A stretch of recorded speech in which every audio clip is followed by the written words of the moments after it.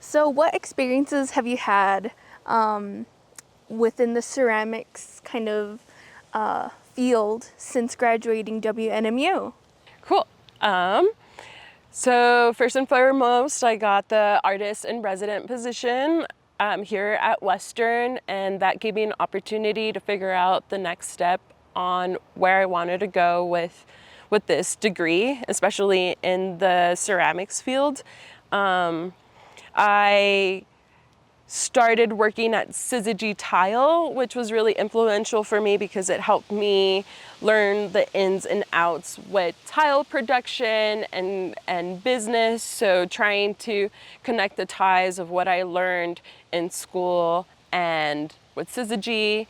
And then with that, was already involved with working for the Members Regional Arts Council and the Youth Mural Program. And then obviously the famous clay festival that we have here, which has been a milestone to kind of grow and meet different artists and different career paths that they've taken. It opened up basically opportunities for me to figure out like what other ceramic artists were doing in the field, and then I was able to help the visiting artists such as Bede Clark, Julia Galloway, and Sunshine Cobb. So within that, networking was something that I've been really into after graduating. And during my second year of the residency, I ended up getting encouraged to apply for different post-bac positions, and that was like influenced through Courtney, which is a great mentor. Yes. And I ended up applying to some of these positions, and I ended up getting opportunity to go to Missoula, Montana, up to the University of Montana. Oh, awesome. So I think the reason I was able to get into UM was because I already had an association with Julia through the Clay Festival. Right. So networking, I want to say, is like super key in like figuring out what you want to do. Oh, awesome. Yeah. And so when you went to the University of Montana, Missoula, did you go for like the post-bac or the MFA program? Mm-hmm. I'm curious about that. So I ended up getting accepted into their post-bac program, and the faculty was great. At the time, Julia Galloway was doing her sabbatical year. Okay. So there was another instructor, Cristina Erives, which is known as another Latina artist in the ceramics. So it was really sweet to hang out with Cristina in the same like studio space and like be able to bounce different ideas around on what I had and kind of fine tune the things that I needed for my career, like for more applications. Right. So for example, like my artist statement and my resume and things that are important to like polish your image. Yeah. And being in the post-bac program gave me an insight to an MFA program there. I was able to do some further opportunities because of the people that I knew there. So I went 2019, 2020, and that's when COVID happened, shutdowns happened. And when spring break hit, we couldn't get back into our studios. Right. So we weren't allowed. And part of me felt that there was a little bit more work that I needed to do for myself and also for the community. So then a couple graduate students and a couple of friends and another post-bac ended up creating a new ceramic studio up in Missoula, Montana, called Wildfire Ceramic Studio. And which is still running at the moment. And I have a show coming up with them when I get back to Montana. Oh, that's awesome. Yeah. Exciting. Yeah. Yeah.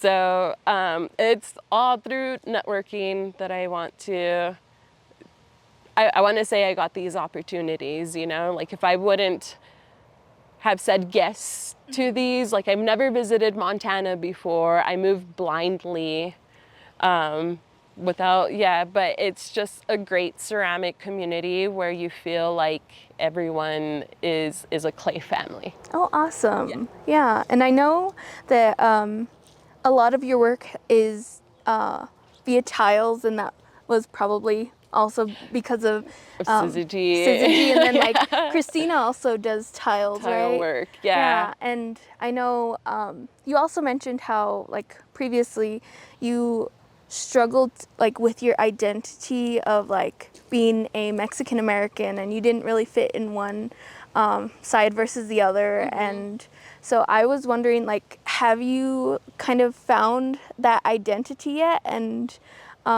do you have any tips for me? Because I am also someone who I'm born and raised here in Silver City, and a lot of my heritage, I have a lot of family from Mexico, and I also kind of am like in this like weird spot where it's like I never really grew up with being like around family. Like whenever they spoke Spanish, it was usually Spanglish, and they only used it to be like, wait, the kids shouldn't hear this. So any tips for me in regards to like identity and stuff? Yeah, so I would be proud of where you're from. Okay.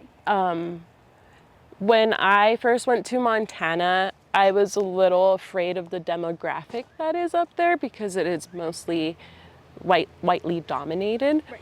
But then I realized that everybody has different paths in lives and their careers and the opportunities that they get. And I was embarrassed to tell people where I used to live from. Like my mom crossed the border when she was pregnant with me in her belly. You know, like if it wasn't for her, I wouldn't call myself an American citizen.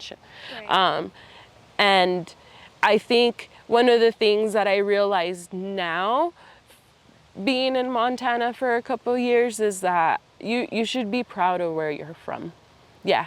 Okay. Because it makes you understand your heritage, and then it opens up different views of different cultures, not only like that are yours, but like the word Latino is so generalized, you know, like Right. there's so many types of Latinos, and you're just a little bubble of that Latino because like now that I've moved on and explored the Latino community in Missoula is like Colombians and Peruvians and some people from Guatemala and some people from Mexico. Not everybody is from the border. Right. So it's really sweet to see the differences in these Spanish-speaking countries, but then like it's a different culture altogether. So I would say be proud of where you're from. Yeah. Oh, awesome. Well, Yeah, thank yeah, you. of course. I appreciate that because It's a struggle. it is. I had a little bit of identity crisis when I was up in Missoula when I didn't know the term BIPOC was around. So Right. that was Black, Indigenous, people of color, right? I had to ask someone, I'm like, am I BIPOC? Right. Just to be like, and they're like, yes, you are. Of course, you're second generation, your mom, you know, across the border, even though your dad was here. So that made me curious, and that made me wonder like where my roots were from, you know? So that just, the curiosity was what helped my work. Yeah. Also, because some of the work that I do it's very heavily influenced on border issues, and because I was born and raised in a border town, I think that's really important for me to do in my work so other people realize that this is happening. Right. Okay. Awesome. And that brings me into like my next question is like when it comes to like the content you put into your work, when you look within, is it like a majority of it, is it like from growing up as well as like where you're at currently? I want to say there's different themes to my work, right? Yeah. And whatever is influencing me at the time. So I remember during my artist in residency here, I made some ceramic spray cans that had scenes of like issues that you would see on the border. Right. Yeah, just because that was something that was so important to me, and like the what my mom did was so important for me too, and I wanted to share that story through art.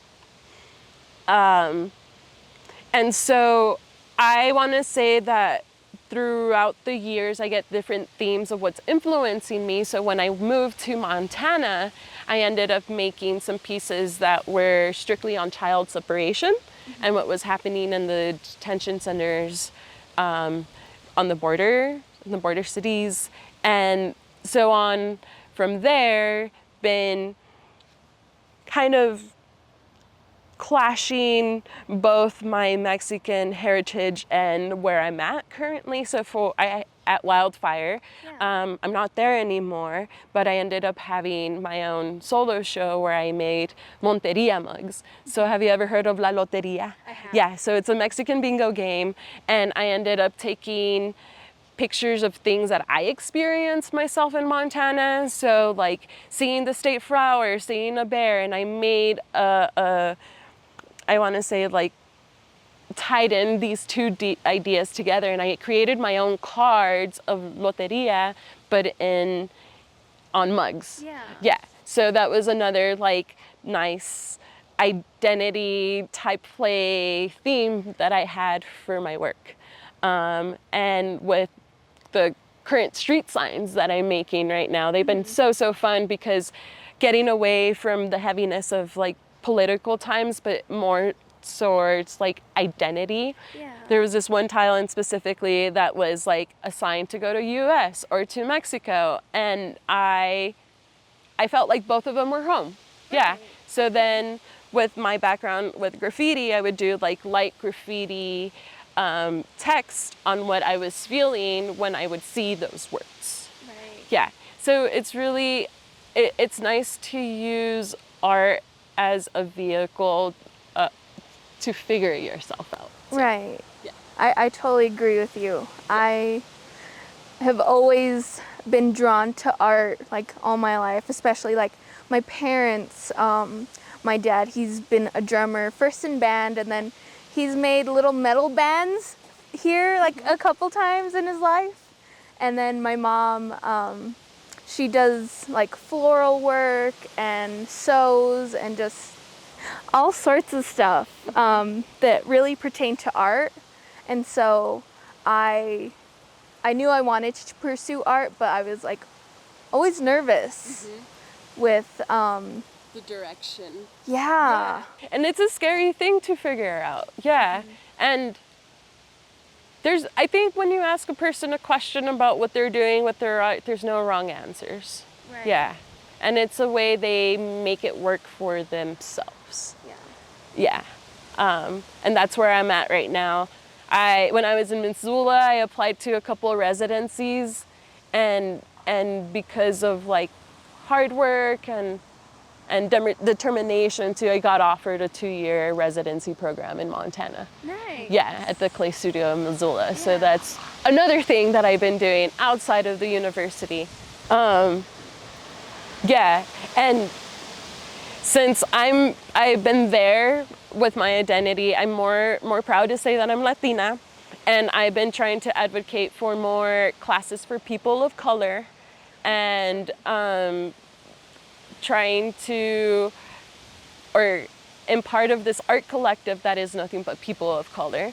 So that's like important things that I'm carrying on with the work that I'm doing with ceramics, and then my personal work too, Right. if that makes sense. Yeah, it definitely does. Yeah. So it's been a fun ride. Yeah. Yeah. It's great to get different experiences from different people. Yeah. Yeah, that's what I've been hearing a lot too, is like just like really go out there, meet people and everything. And I I love that now, because like with this last Clay Fest, I realized that community is something that I am really passionate about. I was always kind of a loner, but like especially like meeting George and stuff, I'm just like these people who are like community oriented and people oriented. I'm like, I feel like that is like so like such a big thing for me. It's like a core element, like especially in clay. Like Yeah. I know that a lot of us like within Sika, it's like that's like basically like a family get together. I like to explain it as like a Comic-Con for ceramic artists. Yes. Yeah, where you can just nerd out with all your old friends. Right. Yeah, it's a beautiful feeling to Yeah. be around that. And I had another question. So I primarily make utilitarian work, but I'm also delving into sculptural work. Did you ever like experience with like utilitarian sculptural, and like how did you end up like settling with the tile making that you primarily do, and like do you kind of go back and forth like with the mugs and everything? Oh yeah. So it was a way for me to explore what I wanted to do, because you could either go in one direction or the other direction. For my first year of the residency here, I remember making like large like torso figures with the Barbie head, but it didn't have the like top of it. It was like the round nub of it. And that was because it was like a themed with like body dysmorphia and some personal issues that I've had. And you can take sculpture in a different direction, but I guess what I wanted to do is like have more of a message where it's a conversation starter and it's more accessible having it on the dinner table than having something displayed on a pedestal. And those are my feelings and my opinions. I haven't done sculpture in a long time, but it's because I'm so happy doing decorating. Right. Yeah. And with that, I feel like there's this like cathartic feeling I can get with like using reflective spray paint or like tagging on my cups. That feels more unique to me than. And don't get me wrong, I love sculpting. I sculpt every once in a while, and I've been trying to figure out how to combine those two together. Right. Yeah. It's a struggle, because even me, like I'm like I want to do it all. Yeah. And so yeah, it's challenging to find a way to bring them all together. Just a little tip, do it all, but do it fast. So then that way you're not so dedicated to an idea, because that's something that I've been noticing with my own work, is that I need to have everything, set. And I haven't allowed myself room for play. That's why those street signs are really fun to make, because that's like an opportunity for me to play with my work. Oh, nice. Yeah. So yeah, it's like when you're experimenting, have fun with it. Don't really think about it. Let it really, let the clay just talk to you, Yeah. Like, it's a silly thing to say, but it's just like when you're in the feeling of making something. I totally agree with you. Like, that's what I was trying to go for with the George Rodriguez workshop. I was like, just have fun. Yeah, exactly. And that's what I did with the Clay Festival. Like for Bede Clark and for Julia and for Sunshine, I ended up going into this mentality. It's like, it's just for experimenting. Like nothing's 100%. You're not getting a grade on this. This is for you, Yes. So it was really nice to have those moments of play and Yeah. allow those moments for yourself, you know? Nice, yeah. And as I'm telling you, I'm reminding myself, so Right. it's really funny that that's Yeah. how it happens sometimes, you know? I have the same mentality where I can delve it, but I'm like, I Yeah. need to actually practice what I preach. Exactly. Yeah. So. And then one last question.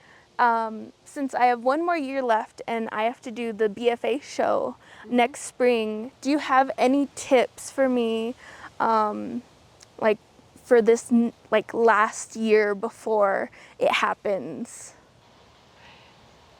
So for your BFA show, do you have any like concepts or? I do. Okay, I would say go wild. Okay. Yeah.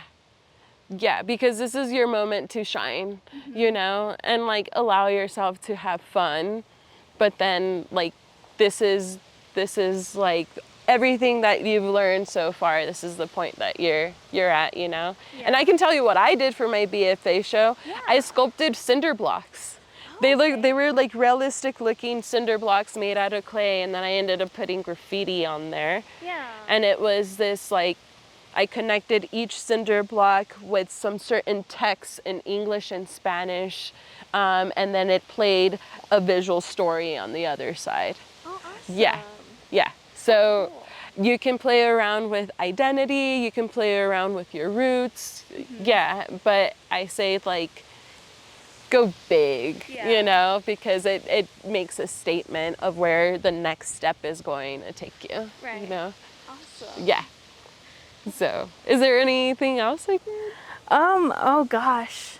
I know I'm just like so full of questions, but I think you really like helped me like kind of figure out like kind of how this next year will end up going and like after college, like all the opportunities that are out there and everything. Yeah, and there's so many opportunities. I mean, if you don't want to go straight into an MFA program, there's definitely residencies, there's post-bac programs where you can get a view eyes on like what an MFA program is all about. Right. Yeah, and then you figure out what's like important to you at the time too. So for me, like being in Missoula, Montana, I felt like helping the underrepresented communities was one of my things to do there right now. Right. Yeah. So just ask around. The more questions you ask, it's better to figure it out, you know? Yeah. That's true. Yeah. Cool. Yeah, thank you, Krissy. Of course, yeah, anytime. And you can contact me whenever with any questions. Awesome. Yeah. I appreciate that. Of course, anytime. All us clay people gotta stick together. It's a thing, yeah. And there's like a sweet like Latina like arts community too, and that's been really, really awesome to see growing. Like this last Insica was the first time there was a color network meetup.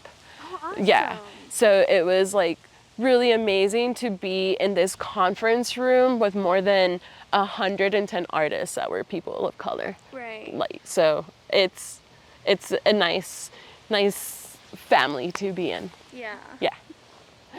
Cool. Yeah. Sweet.